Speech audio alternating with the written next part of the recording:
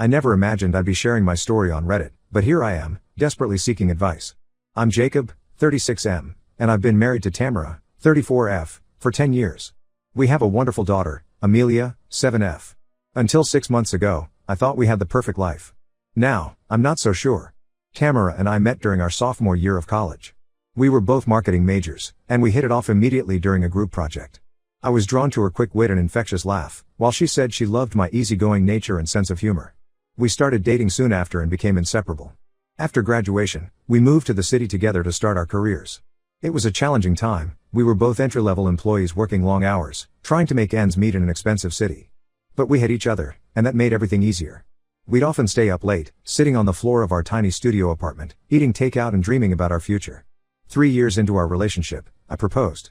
It wasn't anything fancy. We were on a hike, and when we reached the summit, I got down on one knee. Tamara cried happy tears and said yes immediately. We got married a year later in a small ceremony surrounded by our closest friends and family.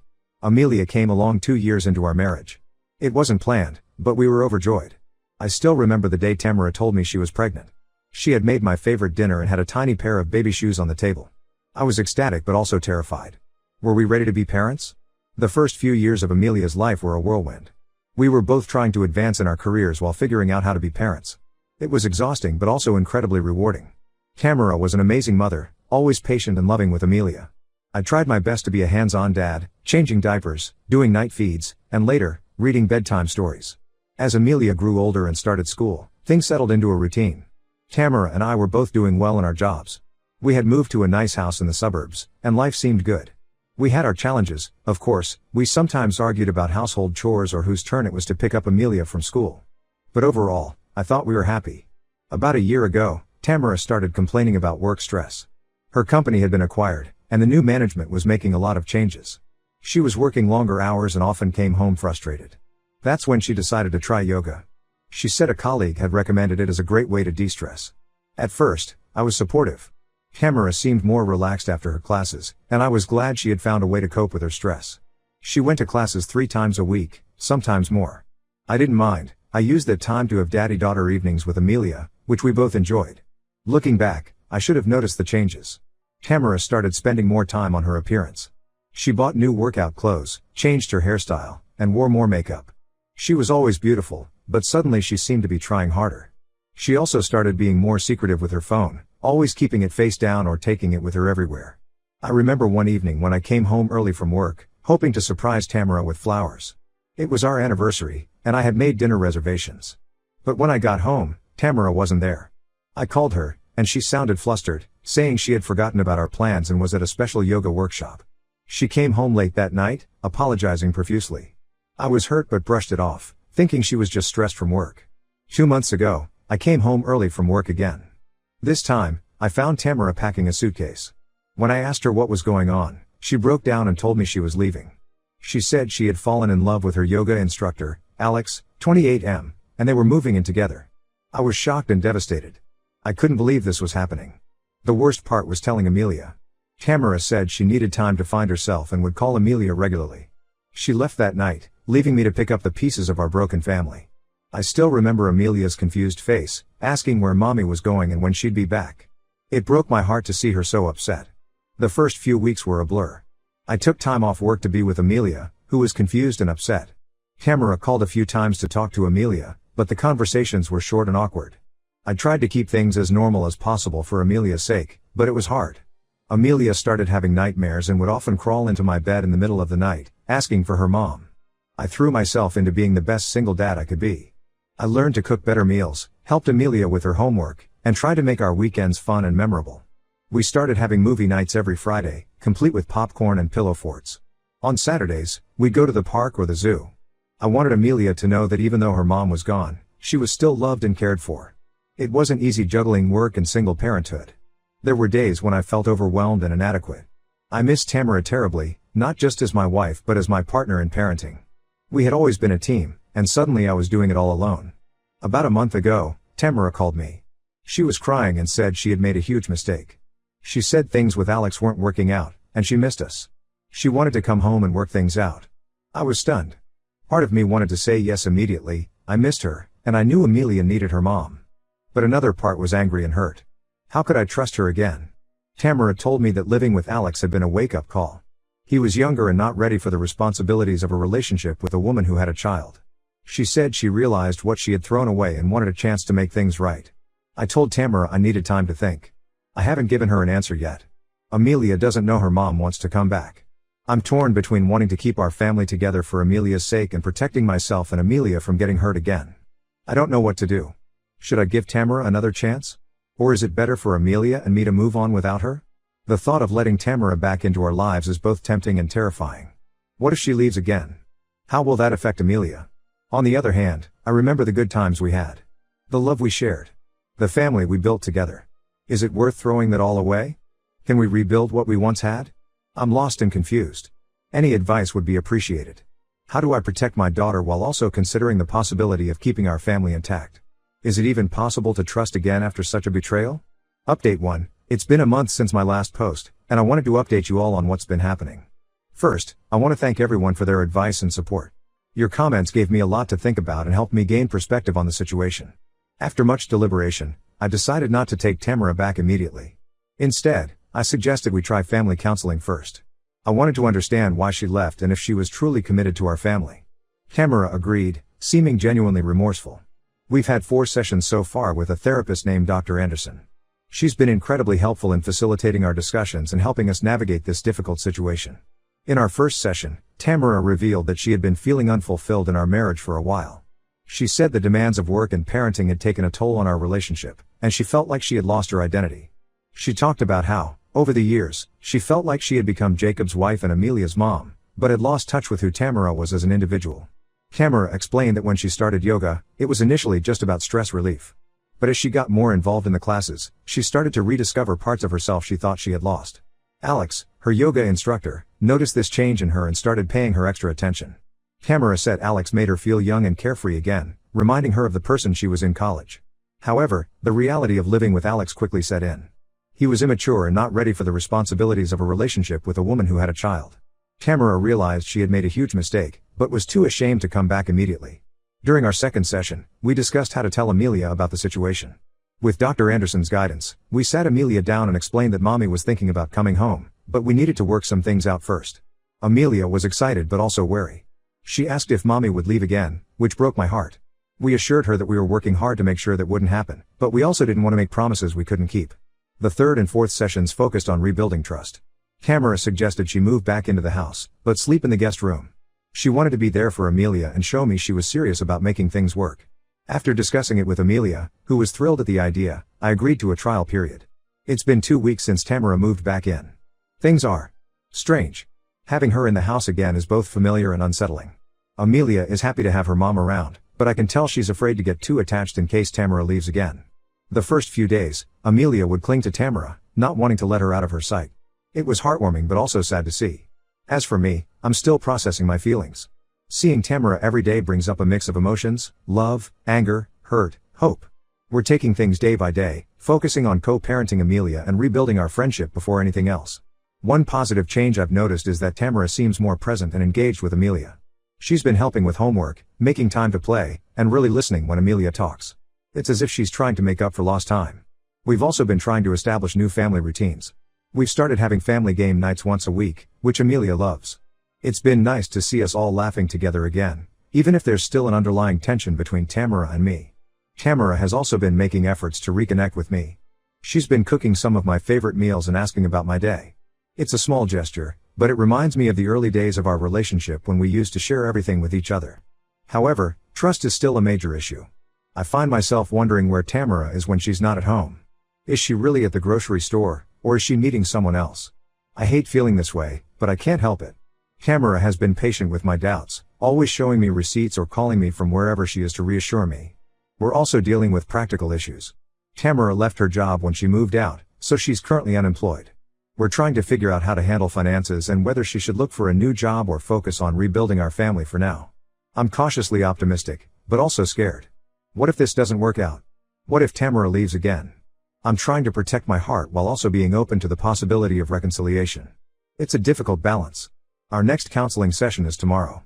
We're going to discuss boundaries and expectations going forward. I'll update again after we've had more time to see how this new arrangement is working out. For now, We're taking it one day at a time, trying to rebuild what we once had while also acknowledging that things can never be exactly as they were before. Update 2. It's been 3 months since Tamara moved back in, and I wanted to give you all an update on our situation. A lot has happened, and I'm still trying to process it all. Things have been complicated.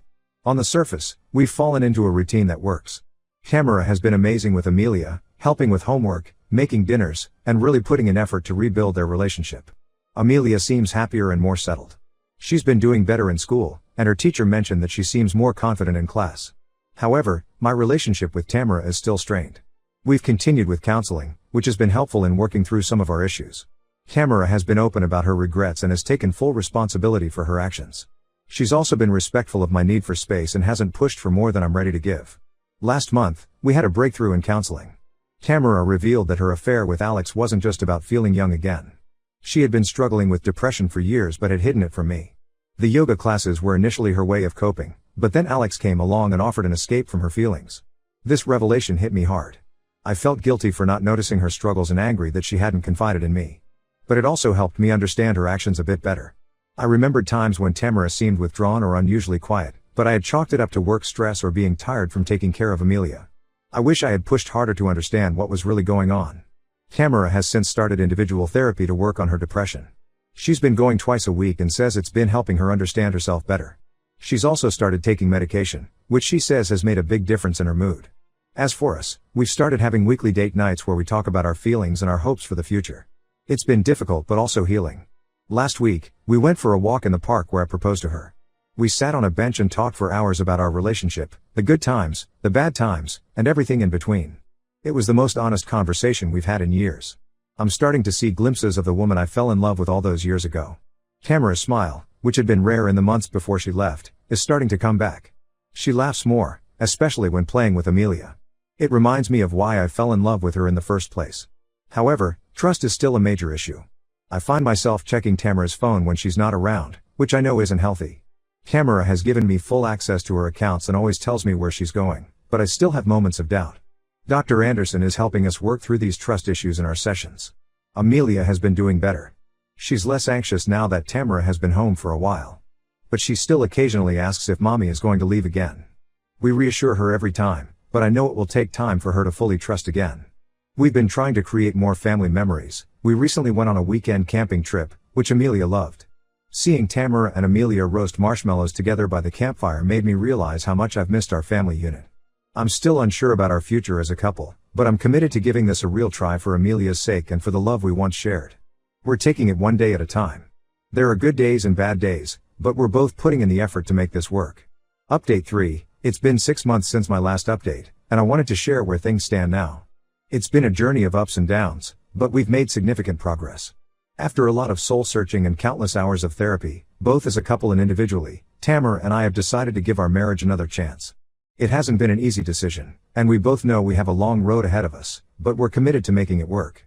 The turning point came during a family vacation we took last month. We rented a beach house for a week, just the three of us.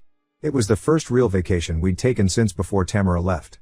I was nervous about spending so much uninterrupted time together, but it turned out to be exactly what we needed. Watching Tamara and Amelia build sandcastles, hearing their laughter, and seeing the genuine joy on both their faces made me realize how much I missed our family unit.